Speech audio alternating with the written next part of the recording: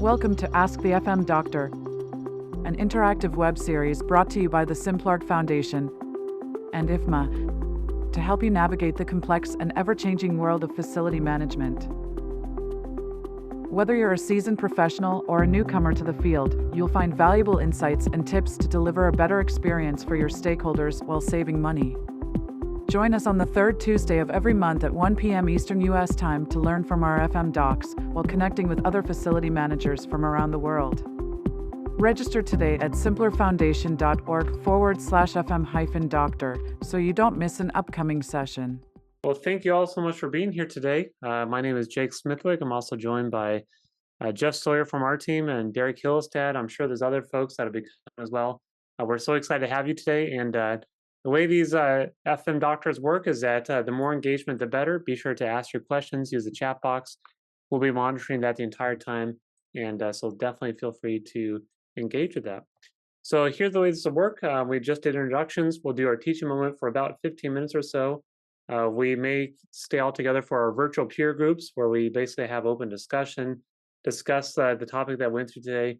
And then at the end, of course, we'll have office hours to ask questions, shoot the breeze, or whatever else might be on your mind. A little bit, again, about the Simplard Foundation. The main goal of the foundation is to engage with and promote and really help leverage the expertise and the resources available to the FM industry, the built environment, procurement, project management, and all many other sectors as well. So definitely feel free to engage with us if you do have a research need or questions, because that's what we're here for, is to help raise awareness and bring that value to the industry. One other comment here is that please be sure to update your Zoom name. So if you click on your name on Zoom, click on More, and then click on Rename, and provide your full name. That way you can track that and give credit if we need to do that or whatever else. So be sure to do that. Okay, so today's teaching moment, this is certainly a hot topic. This is, out of all the presentations, I would say, Jeff, that we give, this is probably one of our most asked about topics, is the labor workforce. How do we deal with this? It's a big challenge for a lot of folks right now. And so that's why we decided to go ahead and talk about this, right? So we're going to go through current trends and projections. We'll talk about some of the challenges facing FMs, specifically in finding qualified people. We'll have some recommendations about that as well. And we'll tie it all together with a discussion. And certainly would love to hear everybody's feedback about what you've kind of seen from that perspective. Now, kind of a warning here to start things off with here is that as we go through this data and as we talk about this, it might seem kind of bleak. That's not my intent, although that's kind of what the data shows here. I think there's a silver lining with all that, and that's certainly what I'll highlight as we go through about that, right? So don't get down. I am actually quite optimistic about the future, but in order to get there, we have a bit of a rough patch first, right? Okay, so the first thing I want to do here is go through some data to help better set the stage of what's coming and where things are currently looking today. Now, this data here, I will tell you folks, this is T-minus 2 weeks old. This data, we just got the latest data for this. So this data is like hot off the press for all intents and purposes. So this chart first shows here is a total spend in construction. Now, I know this is an FM group. FM and construction are certainly different sectors, but the reason why we're looking at construction data is that it helps us understand what that future might look for FM. If there's more buildings being constructed, and obviously the demand for FM and people to take care of those buildings will also increase over time. So what this chart here shows is the raw data. The blue line are the raw data in terms of spending of everything that's non-residential. Again, this is focused here in the United States, but I think broadly you'll see similar patterns as well. So the blue line here is total data not adjusted for inflation. When you adjust for inflation, the orange line represents that value. And you can see here that obviously things have gone up, things have tapered off. This is the recession of 2008. And ever since then, it has steadily picked up and gone up from there. This dip right here, of course, is COVID. And since then, it has certainly taken off. And we're almost, not quite though, but we're almost back up to the pre-data prior to the Great Recession of 2008. So things are certainly picking up. Now, when you break this data down, though, by other sectors, in my mind, it becomes absolutely fascinating. So for example, this same chart shows the same data, but it's only manufacturing, right? So manufacturing is the production of goods. I mean, look at this here, folks. Look in the last approximately year or so about some of this. Look at the slope of this curve right here, about how things have changed, right? And a lot of this, frankly, is driven by political concerns and other things that are happening here. But for example, here in the United States, when the world shut down, it was very difficult to get components from overseas providers. So at least here in the U.S., there's a lot of emphasis on bringing things onshore, as it's called, and producing those locally in the United States. Other regions as well is that tracking what's happening broadly by sector will give you insights as to what the future expectations are for that sector. So when I look at this, if I was somebody that was up and coming in the field and I had an interest in facilities management, this would provide a lot of insights as to where I should focus my time and efforts in terms of securing a long-term position, right? Because if I know manufacturing is about to have a bunch more spending, well, then guess what? That's where I want to spend my career because there's money available to help us out with that. This is transportation. Again, this varies significantly by region, by geography. But again, there's certainly a push to spend more on public transportation, which affects all sorts of other factors as well, right? So the first thing here is that knowing the trends by different types of market sectors is really insightful for us, especially from an FN standpoint. The other reason why that's also useful for us is because we understand the demands that are on contractors who commonly service our buildings. So if I'm an FM and I typically do a lot of mechanical work, and I know that I'm in a location where there's lots of new buildings being built, the same people who likely will service my building will also be working on new construction. So many times, us as FM and in construction, we compete against each other for the same limited pool of people, and this, of course, creates all sorts of issues. Now, this chart here shows, again, it's focused on construction, but in my opinion, that's irrelevant here because it gives us good insights on overall trends.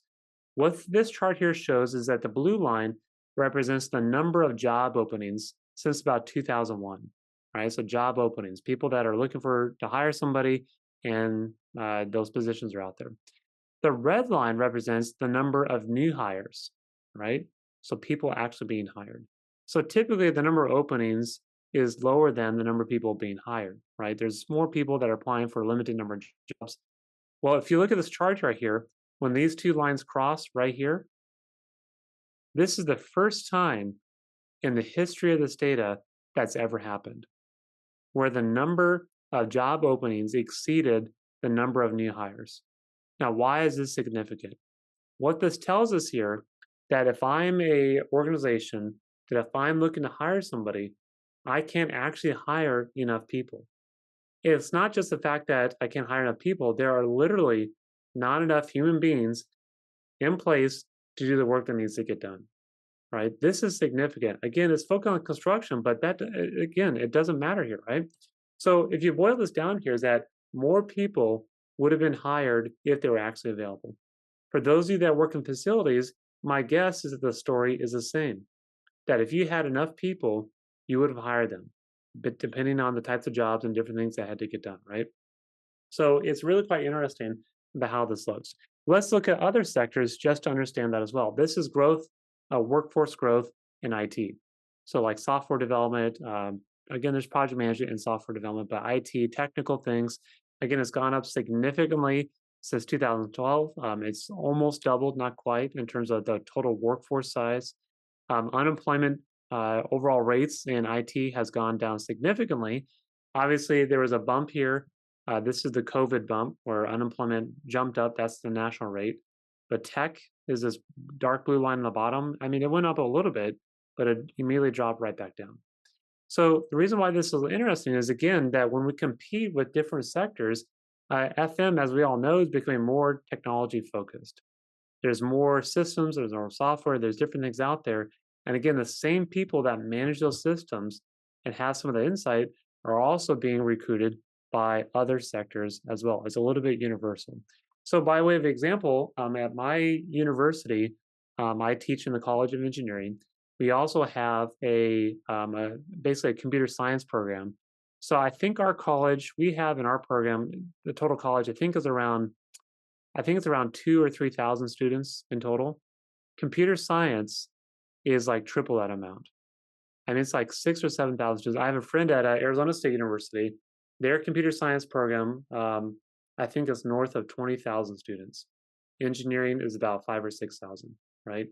So the ratio of numbers, just from a student standpoint, the number of students that are going into computers and technology versus engineering, which is historically where FM has come from, um, is much lower, right? So again, other workforce challenges too.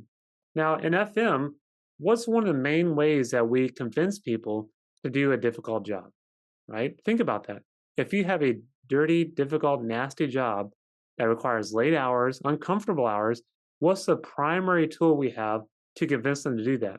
I see some chuckles here to think about this, but how do we normally do that?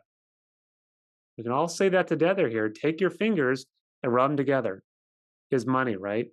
If you have a difficult job that nobody else to do, the way we normally deal with that is like, well, okay, we'll pay people more, and therefore they'll start coming to do that, right? Well, what this chart here shows is the average pay rate for people that work in the built environment relative to the national average. So this blue line on top, this is the average pay rate for people that work in the built environment. So construction, FM, other sectors. The black line is the national average, right? This is the overall average for that time frame. What this is showing us here is that the percentage above that average for people that work in these difficult jobs has gone down.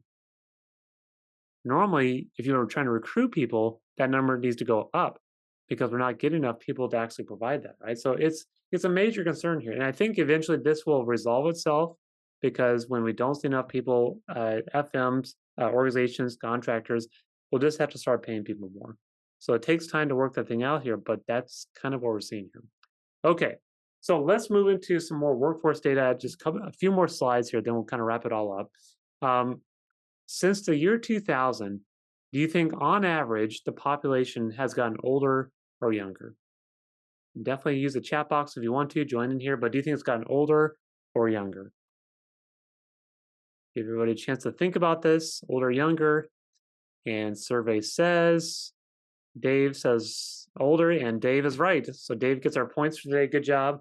Older by about 3.5 years. This trend, very good, Kate, as well, is accelerating. In fact, 2021 was the most rapid increase across that 21-year average. Now, why is that interesting? Well, as people get older and they start retiring, what happens to all that knowledge base that these people have? It's gone, right? When people retire, that knowledge base that they bring to the organization is no longer there. So we're going to go through some demographics now. I have the U.S. data. I also have the Canadian data about the breakdown in the total population, and the trends on this, in my mind, are absolutely fascinating. Now, I'm not an economist, right? So I'm going to be clear about that, but I really enjoy looking at this data because as you start understanding what's going on, it tells us the future as to what's going to happen. It's predictable, right? So this shows the number of men and women from ages 0 to 4 all the way up to 85. The white boxes, that's 2010. The green boxes is 2019. So we can compare those 2 decades. Why those 2 years is because that's when the census data, at least United States, when that data has come out, right? So when we break down this data here, this top group are called the senior leaders. And this group of people are typically ages 55 to 65 or 70. And this group of people, as we know, is starting to retire or is very close to retirement. So when these people leave, they bring with them all the skills, all the expertise, all the ability to minimize issues when they come up. Why? Because they've been around so long, they've seen basically everything under the sun, it seems like, right? So the reason why that's a concern here is that as they leave and as the next generation leaders come in and have to take over, they are sometimes left with a situation where I don't know what to do. There's nothing in place here, and it becomes really difficult. Another thing to think about with this is think about of all these senior leaders here, how often do they take care of things that we're not even aware of? They just do it. They just know what's happening. And again, that group of people is about ready to leave the workforce. Now, when you look at the next generation, these are the future leaders, immediate future leaders, is if you see this white box right here between 2010 and 2019, there's right there. And if you look at the women as well here, what that means here is that that group, that demographic is no longer around. In other words, they've gotten older, right? So the reason why that's significant to us is that there's fewer people that are about ready to take over in these positions, which will lead to all sorts of other challenges. Now, millennials, there was a slight bump there, so a slight return to normal, briefly, and then finally is the future group that is down here on the bottom that has completely fallen off the charts here. So, for example, here in the United States, and I think globally, is that the birth rate has dropped off significantly. The birth rate has dropped off significantly. The reason why that's important to us because when you think like fast forward 20 years down the line, and all these people have moved on and done different things or retired or passed away, um, is that the people that are coming up the line, there's fewer human beings available to do the work here, right? And this causes issues. And this is why we're talking about this, right? So to bring all this together here, and again, this is why I talk about doom and gloom. That's not my intent. I want to get to the silver lining in all this here, but this is the best it's ever going to be for most of us for the rest of our careers, right? That's the reality, and there's no way around it. Is that as challenging as it is to find people today, this is the easiest it's ever going to be. The longer we go down the path here for the next 20 years, it's only continue getting harder because there are going to be fewer people available to do the things that need to be done. Now, long run, I mean, very long run, 20, 30 years, this whole thing is going to work itself out. There's fewer people, the infrastructure will be less, there's less needs for all that. It'll all work itself out.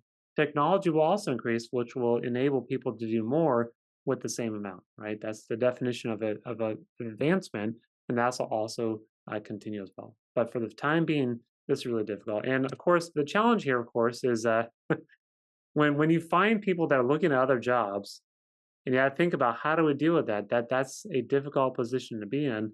And I want to talk about just for a moment here, how do we deal with that, right? The reality of the situation is that performance in facility management and whatever type of work has not proven to correlate to contract types, delivery methods, software, design quality, whatever. What has proven to work is the capability, skill, and experience of the people who are actually doing the work, the critical personnel. That's what makes a difference, right? So many times I've worked with a number of FMs and other project owners over the years here. It's like, well, if we're not happy with how things are going, let's try a new contract delivery method. Let's get a new piece of software that will fix everything. And certainly there's some benefits to doing that. But at the end of the day here, that when you think about it, like when you have a really good project, we don't say to ourselves, oh man, the project went so well because we have an amazing RFP, right? Oh, the project went so well because our terms and conditions were just incredible. The reason why projects and the operation of our facilities go so well is because of the people actually doing the work. It's all about the people because only people can deliver innovation, risk minimization, creativity, value creation. And when we don't have those things, we have a difficult position here, right? We have people that maybe don't know what they're doing. At the end of the day here, there's a limited pool of expertise. There are only so many FM experts that are highly skilled, highly performing at what they do. And this pool varies by multiple things, point in time, location, type of market or type of institution you work for. And because of that, we often underestimate the cost of working with average and low performing suppliers. That creates many, many issues as we think about how we're going to go down the line here and think about this, right? So final thought about this is that when we think about FM succession planning and how do we think to that future, we did a survey with IFMA about 2 years ago, and of more than 3,000 FMs, these are only FMs, 90% of them said this is a major issue for us. So in response to that, IFMA has taken on some new research projects that are addressing this issue. I'll talk about that momentarily, but we recognize the issue. There's plans in place here, and it's a major issue. So I talked about the silver lining of all that, and here's what it is. I know things look grim a little bit, but here's the silver lining, in my opinion. If we know that this is going to happen, in fact, it's already started happening, and we know it's going to continue getting worse, we know that's the future. Because we know about that, that means we can do something about it. That's the major difference, in my opinion. The fact that we know that workforce and finding qualified people is going to be more difficult, that means what we need to do as FMs is leverage the expertise of the people that we already have. And the way we can do that is through education, credentials, different training programs, is really maximize the skills of the people we currently have, right? That's one major thing that we can already start doing because we know that's going to have a difference. There's no other choice, right? If we only have the same number of people or a fewer number of those people, we have to enhance the skill sets that they already have. There's no other choice around it, right? The second thing here is that we need to be attractive as an organization. Now, folks, I am not naive here. I know this is in many regards an uphill battle.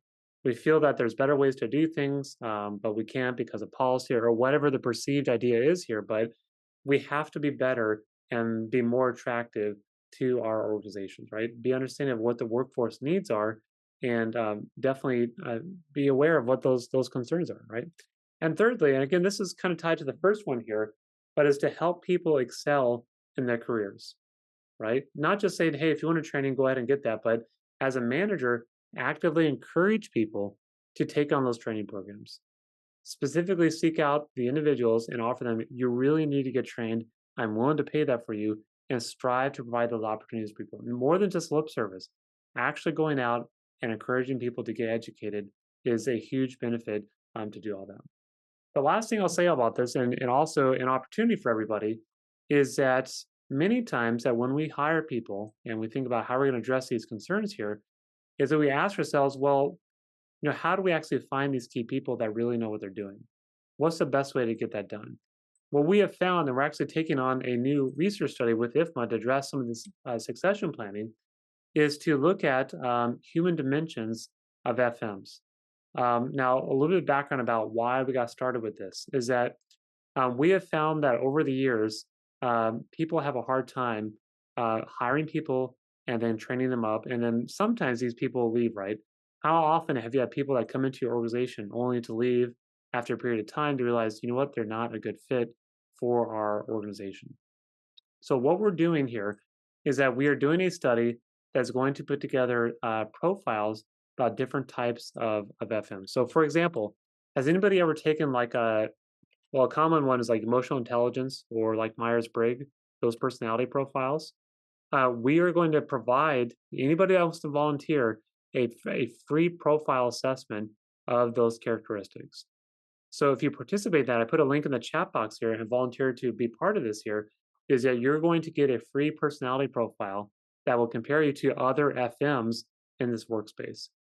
But the ultimate goal with this is, and the reason why we're reaching out, we already have 1,000 volunteers for this study, is that we want to understand that what types of personality traits are common to the most successful FMs. So if you are up and coming, this study here will really provide a lot of insights on things you can work on, different skills and different resources that are going to be beneficial for them. So definitely click on the link, volunteer. It's free. There's no cost whatsoever. We're actively participating on this. If you want to get involved with that, please volunteer, click on the link, and we'd be glad to chat with you further on that. Thank you for joining us for today's session of Ask the FM Doctor. Be sure to mark your calendars now and join our next webinar at 12 p.m. Central Time on the third Tuesday of the month. We look forward to seeing you again.